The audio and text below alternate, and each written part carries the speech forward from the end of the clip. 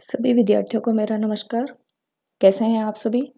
मैं आपकी हिंदी व्याख्याता रेणुबाला चौहान। आज हम कक्षा 12 की हिंदी अनिवार्य की पाठ्य पुस्तक सृजन में से सूरदास के पद पढ़ेंगे, जो कि उन्होंने भ्रमर गीत से संकलित किए हुए हैं। इन पदों को पढ़ने से पहले हम सूरदास के बारे में थोड़ा सा कवि परिचय ले लेते हैं कि सूरदास का जो जन्म है वो 1484 ईस्वी में दिल्ली के समीप सीही नामक ग्राम में हुआ था। ऐसा माना जाता है कि वो जन्म से ही अंधे थे। ये सारस्वत ब्राह्मण थे। हिंदी साहित्य इतिहास में भक्ति काल में, जो कि दो शाखाओं में विभक्त है, निर्गुण भक्ति धारा और सगुण भक्ति धारा। सूरदास सगुण भक्ति धारा में कृष्ण भक्ति कवि माने जाते हैं। इसके साथ साथ ही वात्सल्य के ये सम्राट माने जाते हैं, क्योंकि वात्सल्य रस का वर्णन जैसा इन्होंने किया है वैसा आज तक किसी भी कवि ने नहीं किया है। इन्होंने 1509 ईस्वी में इनकी भेंट बल्लवाचार्य जी से हुई थी। इससे पहले वो दास्य भाव के पद्य रचना किया करते थे, गीत गाया करते थे, किंतु बल्लवाचार्य जी से भेंट के बाद वह माधुर्य और सख्य भाव के पद रचने लग गए, या फिर उनकी भक्ति जो है सख्य भाव की हो गई। सख्य भाव की भक्ति का तात्पर्य है कि उन्होंने श्री कृष्ण से मित्र के रूप में भक्ति की है। जो उनके पद है वो भी सख्य भाव से ओतप्रोत है, और बल्लवाचार्य जी के निर्देश पर ही उन्होंने ऐसा किया है। इसके साथ साथ ही वह पुष्टि मार्ग की भक्ति किया करते थे। पुष्टि मार्ग का तात्पर्य होता है कि अपने आप को ईश्वर को सौंप देना। जो भी करने वाला है वो ईश्वर ही करने वाला है, हमारे हाथ में कुछ भी नहीं है। इसके अतिरिक्त इनकी 3 रचनाएं हैं, सूर सागर, सूर सरावली और साहित्य लहरी।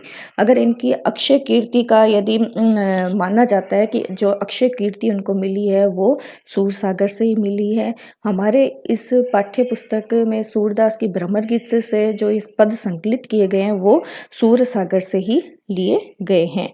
और हिंदी साहित्य इतिहास में सूर को एक सूर्य के समान माना गया है। इनके लिए कुछ पंक्तियां भी कही हुई है कि सूर सूर तुलसी शशि उड़गन केशव दास, यानी सूरदास सूर्य के समान है, तुलसीदास चंद्रमा के समान है, और जो तारे हैं वो केशव दास के समान बताया गया है। चलिए, अब इनकी जो मृत्यु है वो पारसोली नामक स्थान पर 1563 ईस्वी में हुई है। इन्होंने ब्रज भाषा में श्री कृष्ण की लीलाओं का सुंदर गायन किया है। अब हम इनके पदों की तरफ बढ़ते हैं। इनका ये जो पहला पद है, जो कि मैंने आपको पहले ही बताया है, भ्रमर गीत से लिया गया है। अब भ्रमर गीत क्या होता है कि जैसा कि इसके नाम से ही हमें विदित हो रहा है, भ्रमर धन गीत, यानी कि भौरों का गीत। भौरा क्या होता है? काले रंग का एक कीट होता है। तो भ्रमर गीत की रचना जो सूरदास ने की है उसका उद्देश्य ये है कि जब श्री कृष्ण गोपियों को और ब्रजवासियों को छोड़कर मथुरा चले जाते हैं, तब वो देखते हैं कि उनकी अनुपस्थिति में गोपियों की और ब्रजवासियों की जो हालत है वो दयनीय हो जाती है। तो अपने मित्र उद्धव को वो ब्रज में भेजते हैं, उनको समझाने के लिए, गोपियों को ज्ञान और योग सिखाने के लिए वह उद्धव को भेजते हैं ताकि गोपियों की स्थिति सुधर सके। लेकिन जब उद्धव ब्रज आते हैं तो उनको, गोपियों को ये बात अच्छी नहीं लगती है, क्योंकि उन्हें वो तो श्री कृष्ण के प्रेम में पली हुई है, उन्हीं को ही मानती है, प्रेम को ही वह महत्वपूर्ण मानती है। योग वोग की बातें उन्हें अच्छी नहीं लगती है। तो एक काला भंवरा जो होता है वो उस समय उड़ रहा होता है, उसको लक्ष्य करके व्यंग्य के रूप में वो उद्धव जी को अपनी मन की जो बातें होती है, मन का जितना भी गुबार होता है, वो भंवरे के माध्यम से उद्धव जी पर निकालती है। अन्य दृष्टि से देखा जाए तो ये जो भ्रमर गीत है, इसका एक अन्य उद्देश्य ये भी है कि इसके माध्यम से कवि ने निर्गुण भक्ति पर सगुण की विजय का संदेश दिया है। योग और ज्ञान पर प्रेम की विजय का यहाँ पर संकेत दिया है। चलिए इसे पढ़ते हैं कि हमारे हरि हारिल की लकड़ी मन वच क्रम नंद नंदन सो उर, ये दृढ़ पर करी पकरी, जागत सोवत सपने सो तो काना काना जकरी, सुनते जोग लगत ऐसी अली जो करुई ककरी, सोई व्याधि हम ले आए देखी सुनी ना करी, ये तो सुर तिने दीजिए जिन्हें मन हो चकरी। हमारे हरि, यहाँ पर जो हरि है वो श्री कृष्ण के लिए आया है। हारिल, हारी जो है, हारिल जो होता है एक पक्षी होता है, हरे रंग का पक्षी होता है, जो कि पेड़ पर एक हरे रंग की लकड़ी यानी कि लकड़ी पर बैठा हुआ रहता है और वो उसे छोड़ता भी नहीं है। तो यहाँ पर जो है गोपियां हैं वो हारिल के पक्षी से अपनी समानता करते हुए कह रही है कि हमारे हारिल की लकड़ी हमारे लिए तो जो श्री कृष्ण है उस हारिल पक्षी की लकड़ी के समान है। जिस तरह से हारिल पक्षी होता है वो उस लकड़ी को पकड़े रखता है, दृढ़ता से पकड़े रखता है, वो छोड़ता नहीं है, उसी तरह से हमने तो श्री कृष्ण के प्रेम को हारिल पक्षी की लकड़ी के समान दृढ़ता से पकड़ रखा है। मन वच क्रम नंद नंदन सो उर, ये दृढ़ करी पकड़ी। नंद नंदन यानी कि श्री कृष्ण, उर यहाँ पर हृदय, कि हमने तो मन से वचन और कर्म से श्री कृष्ण को हृदय में बिठा रखा है। वो वहाँ पर दृढ़ता से हमारे हृदय में बैठे हुए हैं, वो किसी भी भांति अब नहीं निकल सकते। जागत सोवत सपने सो तुख काना काना जकरी, जागत यानी जागते हुए, सोवत यानी सोते हुए, सपने यानी सपनों में, सोतुख यानी साक्षात प्रत्यक्ष, काना काना जकरी, जकरी यानी पुकार रही है। हमें तो जागते हुए, सोते हुए, सपनों में और साक्षात भी हम तो क्या पुकार रही हैं, काना काना ही पुकारती रहती हैं। सुनते जोग लगत ऐसी अली जो करुई ककरी, अली का तात्पर्य यहाँ पर भौरा किंतु अप्रत्यक्ष रूप में उद्धव के लिए कहा गया है। करुई यानी कि कड़वी, ककरी यानी कि ककड़ी। अब वो उद्धव जी पर व्यंग्य करते हुए गोपियां कह रही है, सुनते ही जोग, तुम जो ये जोग और योग की जो बातें लेकर आए हो वो सुनते ही हमें ऐसी लग रही है जैसे कि हमने तो कोई कड़वी ककड़ी खा ली हो। जिस तरह से कड़वी जो ककड़ी खाते हैं जब वो मन की हालत हो जाती है, जैसी दशा होती है, वैसे ही जोग रूपी ये जो संदेश तुम्हें हमें सुनाते हो तो वो ऐसा ही लग रहा है कि हमने कुछ कड़वा खा लिया हो। सोए व्याधि हमें ले आए देखी सुनी ना करी, व्याधि यानी कि रोग, बीमारी, ऐसी ये कौन सी बीमारी हमारे पास ले आए हो जिसे हमने ना कभी देखा है, ना सुना है, ना किया है। ये तो सूर तीने ना दीजिए जिनके मन हो चक्री, चक्री यानी कि चंचल। यहाँ पर सूरदास जी कह रहे हैं, सूरदास जी के द्वारा कहा जा रहा है कि ये तो तीने ना दीजिए, कि हे उधर ये उनको दीजिए, यानी ये योग और ज्ञान की जो बातें हैं, जो उपदेश है वो आप उनको दीजिए जिनके मन हो चक्री, जिनके मन चंचल होते हैं, जिनके मन में स्थिरता नहीं होती है। ये योग और ज्ञान की बातें हम आपसे विनती कर रहे हैं, आप उनको जाकर दीजिए। तो अब हम इसके संदर्भ प्रसंग देख लेते हैं। संदर्भ में तो जैसा कि होता है कि ये जो भ्रमर गीत का जो ये पद है हमारे पाठ्य पुस्तक सृजन के सूरदास के भ्रमर गीत संकलन से लिया गया है। और प्रसंग में ये हो जाएगा कि इसमें जब उद्धव ब्रज आते हैं तो गोपियों के द्वारा उन्हें उनकी योग और ज्ञान की बातों का व्यंग्य किया जाता है और श्री कृष्ण के प्रति अपनी प्रेम की भावना की दृढ़ता को यहाँ पर गोपियां बता रही है। विशेष में ये हो जाएगा कि इसमें अप्रत्यक्ष रूप से कवि ने निर्गुण पर सगुण की विजय का संदेश दिया है। इसके साथ साथ ही यहाँ पर व्यंग्यात्मक भाषा का प्रयोग किया गया, व्यंग्यात्मक शैली का प्रयोग किया गया है। इसके साथ साथ ही आप देखेंगे कि इसमें अनुप्रास अलंकार है और ये जो एक पंक्ति आई है कि सुनते जोग लगत ऐसी अली ज्यों करुई ककड़ी। यहाँ पर उपमा अलंकार का प्रयोग किया गया है। चलिए अगले पद की तरफ बढ़ते हैं।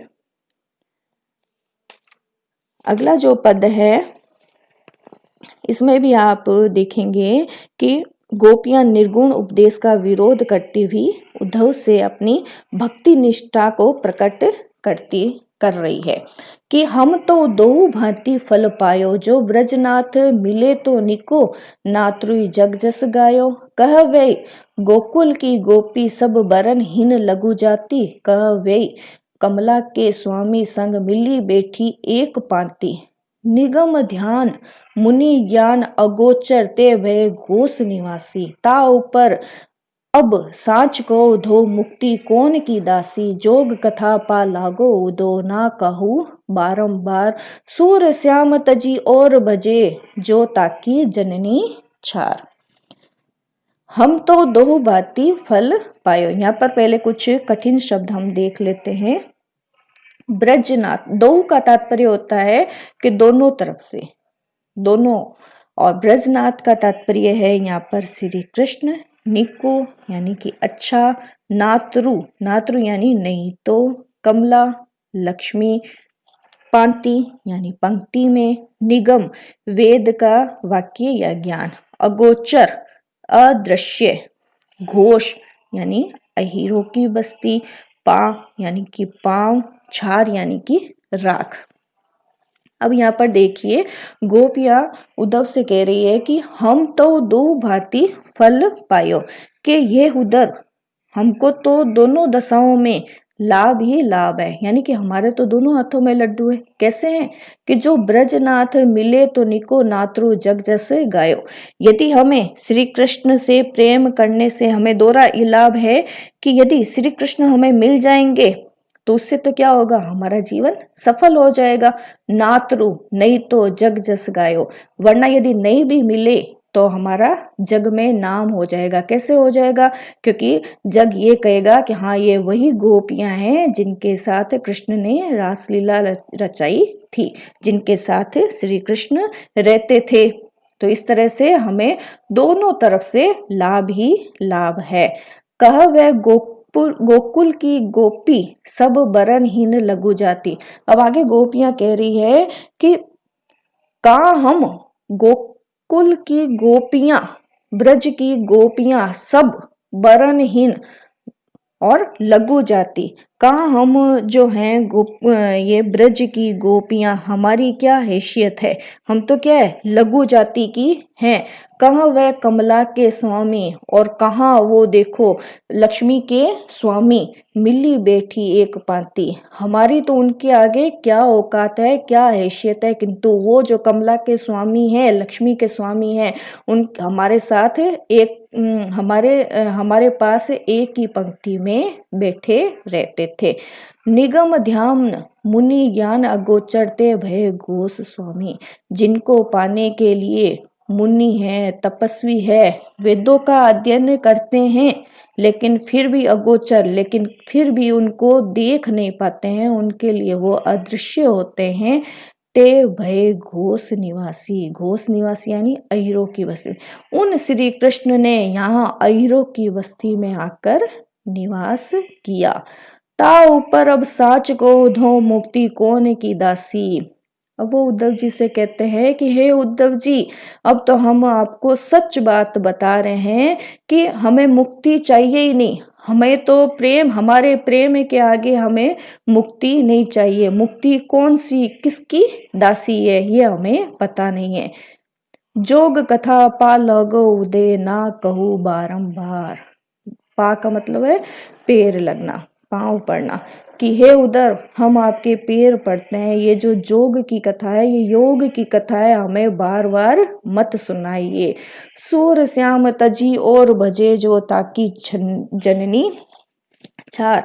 सूरदास जी कहते हैं कि गोपियां कह रही है यहाँ पर कि आपके पांव पड़ती हैं कि आप बार बार मोक्ष देने वाली निर्गुण साधना की बात हमसे ना करो, क्योंकि हमें इसकी कोई कामना नहीं है।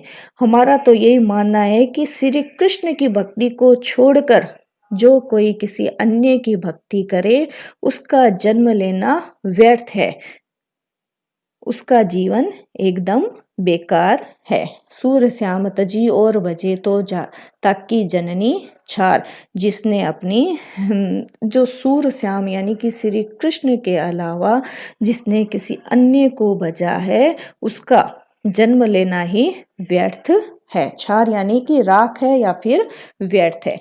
तो इस पूरे पद में हम देखते हैं कि निर्गुण भक्ति की तुलना में प्रेमा भक्ति को श्रेष्ठ बताया गया है।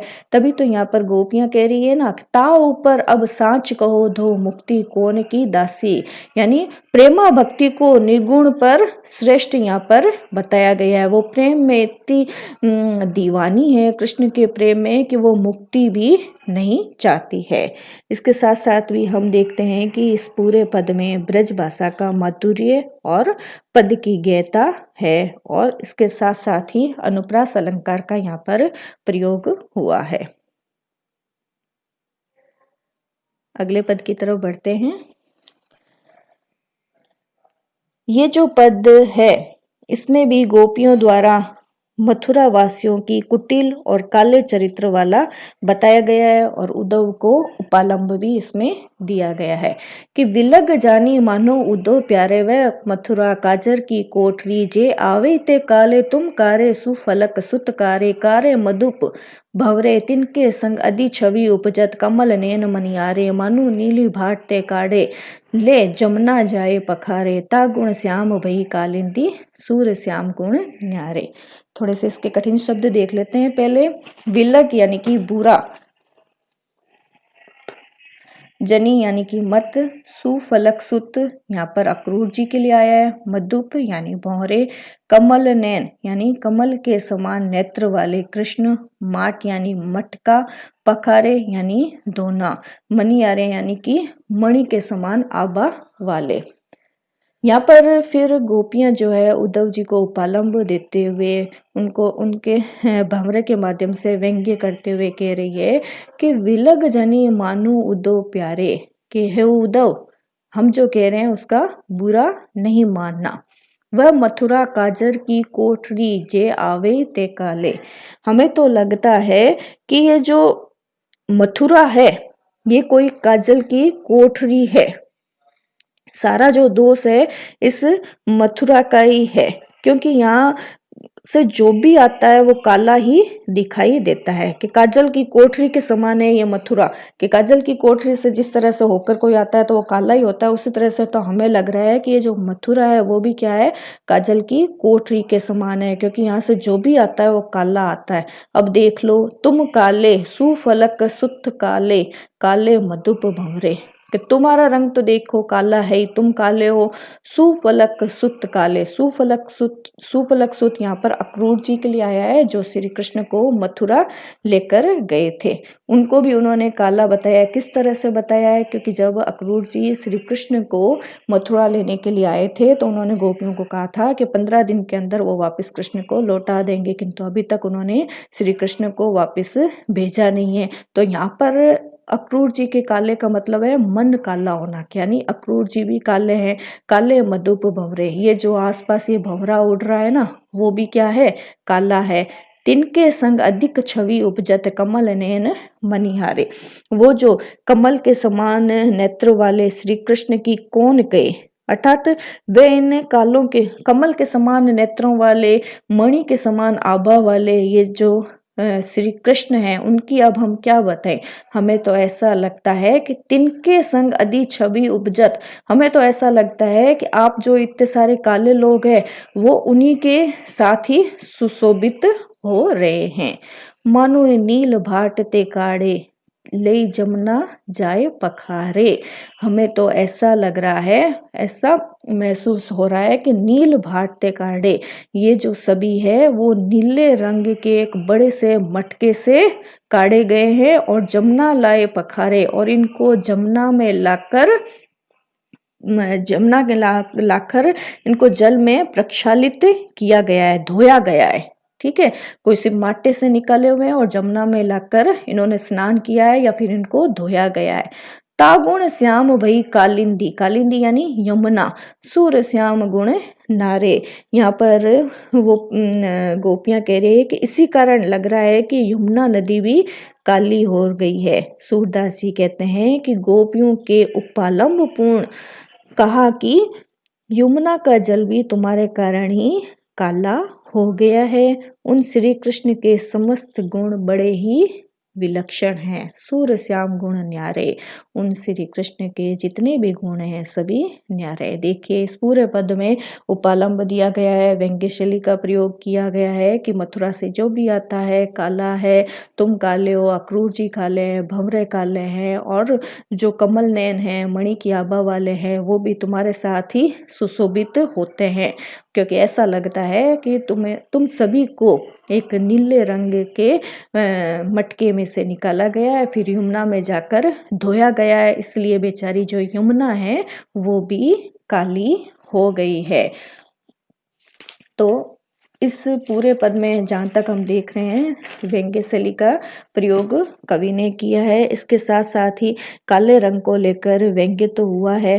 अन्य कृष्ण भक्त कवियों ने भी इसी तरह की व्यंजना कर मथुरा को काजल की कोठरी बताया है, परंतु इसमें श्री कृष्ण के सांवले वर्ण की अंत में अनोखा बताया गया है कि सूर्य श्याम गुण न्यारे।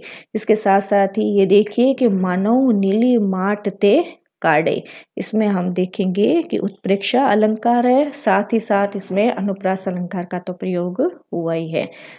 इस तरह से विद्यार्थियों भ्रमर गीत से संकलित ये जो 3 पद है मैंने आपको पढ़ाए हैं, इसकी व्याख्या मैंने आपको करवाई है। अगर मेरा वीडियो पसंद आता है तो इसे लाइक, शेयर और सब्सक्राइब करना नहीं भूलिए। धन्यवाद।